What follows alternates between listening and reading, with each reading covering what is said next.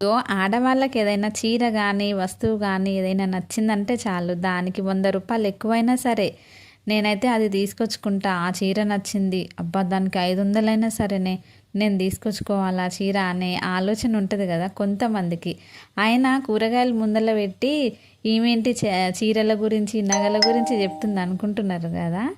అదేనండి, ఇంకా చీరలకు చెప్పులకి నగలకైతే ఎంత ఎక్కువైనా సరే నచ్చిందని అయితే తెచ్చుకుంటాం కదా. అదే కూరగాయల దగ్గరికి వెళ్ళేసరికి ఇంకా బేరాలు ఆడడం అయితే స్టార్ట్ చేస్తామన్నమాట.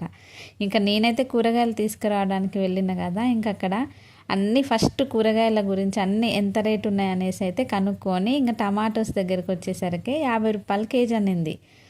ఆంటీ 30కి ఇవ్వచ్చు కదా, 40 రూపాయలకైనా 30 రూపాయలకైనా అనేది అయితే ఇంకా కొసడానికి స్టార్ట్ అయిందనమాట. ఇంకా ఆమెమో లేదు బేటా ఇంకా రావు, మార్కెట్లో పిరమున్నాయి కూరగాయలు అనేసి అంటుంది.